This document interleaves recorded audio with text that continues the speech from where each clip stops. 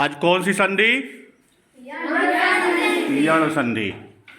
यण संधि का सूत्र इको यणचि। इको यणचि में दो प्रत्याहार कौन कौन से? एक इक है और एक यण है। और इक का स्वरूप कहाँ से मिलेगा? जब हम आप अच प्रत्याहार में देखते हैं अयुण ऋलिक एवं अयोच, तो इसमें इक प्रत्याहार की जब बात करेंगे तो ई से लेकर कहाँ तक है? का तक। तो इसमें कितने स्वर आए? 4, ई उ री और लृ। ये संस्कृत में है। अगर हिंदी में होता तो यहाँ पे लृ हिंदी में नहीं आता, तो कितने मिलते? 3। कौन कौन से? ई उ और री। अब यहाँ पे दूसरा प्रत्याहार कौन सा है? यण। तो यण में जब आप हल के अंतर्गत 10 प्रत्याहार पढ़ते हैं जो आपके कौन से हैं? व्यंजन हैं। तो उन व्यंजनों में 2 प्रत्याहार, एक आपका कौन सा है? हट यानी हैवरट, और एक लंग। तो इसमें से दोनों मिला के यानी यण प्रत्याहार में या व रा और ला 4 बने। तो यहां जब आप देखेंगे तो ई किस में परिवर्तित होगा? या में। उ किस में परिवर्तित होगा? री किस में परिवर्तित होगा? और लृ किस में परिवर्तित होगा? ला में। तो वही चीज आपको सूत्र रूप में दिया गया है। कौन सा? यदि ई वो ह्रस्व हो या दीर्घ हो, यानी छोटा ई या बड़ा ई, तो ये इसका योग जब किसी भिन्न स्वर से होगा। भिन्न स्वर का मतलब ई के अलावा कोई और स्वर, तो यहां परिवर्तित कौन होगा? खाली ई परिवर्तित होगा। ई परिवर्तित होके क्या बनेगा? या हलंत में। उसी तरह उ का योग किसी भिन्न स्वर से होगा तो किस में परिवर्तित होगा? और री का योग किसी भिन्न स्वर से होगा तो? और लृ का किसी भिन्न स्वर से योग होने पर? ला में। अगर मान लो ई भिन्न स्वर के स्थान पर ई से ही योग करता है तो क्या बनेगा? कौन सी संधि हो जाएगी?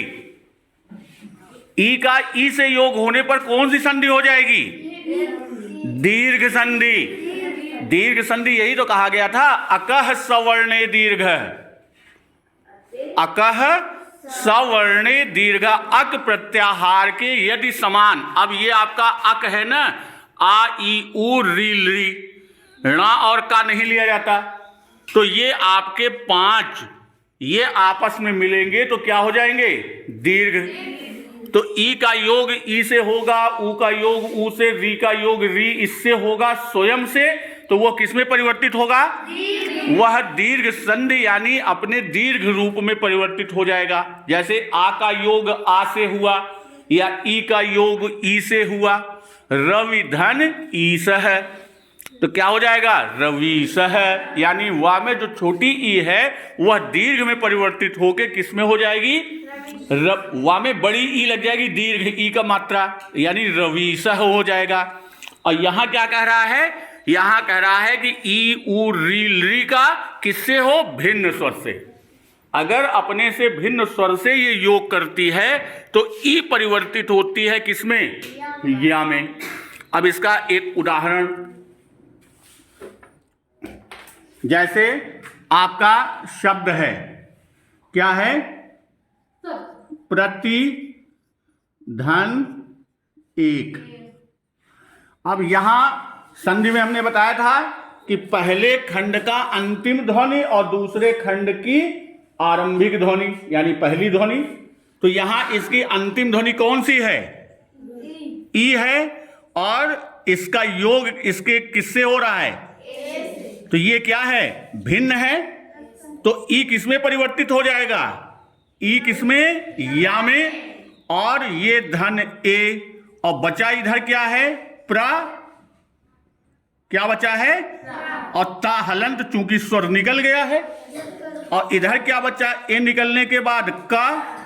तो अब हम आप जानते हैं कि अगर स्वर का गुण है कि उसके सामने कोई भी हलंत युक्त व्यंजन आता है तो वह उसके साथ मिलकर उसे पूर्ण कर देता है, जिसे हम आप 12 खड़ी में पढ़ते हैं, कक्का किक्की।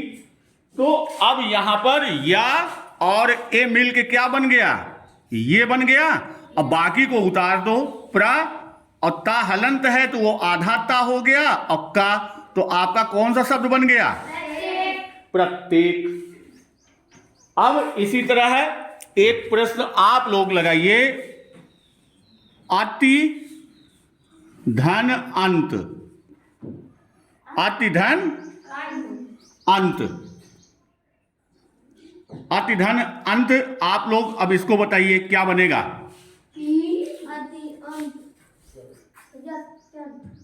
अत्यंत, क्या बना, अत्यंत, वेरी गुड। तो कैसे बना, कैसे बना। अब यहां अंतिम ध्वनि क्या है, ई है, और ये इसका योग किससे हो रहा है, तो ये क्या हो गया, या हलंत धन आ, और ये दोनों मिलके किसमें बन गए, या में। अब यहां पे क्या बचा है, आ और आधा ता, और यहां आधा ना और ता बचा। तो अगर पूरा मिला दे तो हमारा शब्द क्या बन गया, अत्यंत। तो इस तरह अब इस सूत्र पर हम आपको दिखा रहे हैं एक सूत्र का। जैसे मान लीजिए ई का योग है, तो ई के योग से कैसे सूत्र में बनता है।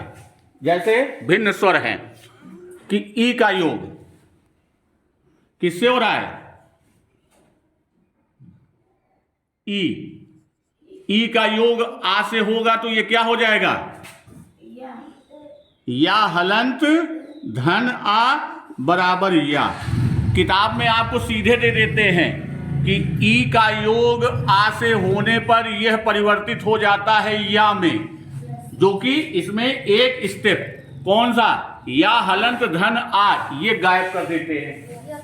तो इसको इस तरह से समझिए कि ई का योग अ से होगा तो ये या में बदलेगा, और ई का योग दीर्घ आ से होगा तो ये किस में बदलेगा, या हलंत धन बड़ा आ बराबर या। इसी तरह ई का योग ऊ से होगा तो ये क्या बनेगा, या हलंत धन ऊ, और ये बन जाएगा यू। जैसे इसका एक उदाहरण, अगर हम ये कहें कि प्रति धन उपकार, प्रत्युपकार, क्या बनेगा, कैसे। अब इसमें अब इसका वर्ण विच्छेद कर लो अंतिम वाले खंड का। जैसे प्रा लिखा और ती का क्या हो जाएगा, ता हलंत धन ई, और फिर इधर धन ऊ और धन पूरा एक साथ लिख दिया। अब ई ऊ से योग कर रहा है ना, तो ई किसमें परिवर्तित हो गया, या हलंत धन ऊ, और ये बन गया क्या, यू। और इधर जो बचा है उसको उतार लिया, प्र आधा ता, और इधर क्या है, पा और कार। तो ये आपका क्या बन गया, प्रत्युपकार। तो इस तरह है यण संधि में। इसी तरह वा का भी हम ले सकते हैं, ऊ जो वा में परिवर्तित होता है, ऊ को वा में जब लेते हैं तो वो कैसे बनेगा, जैसे, तो ये क्या हो जाएगा, ये आपका वी हो गया, और यहां बचा क्या, आ आधा ना और ती, तो आपका शब्द क्या बन गया, अन्विति। तो इस तरह है यण संधि। यण संधि के अब इस तरह के प्रश्न कर लोगे।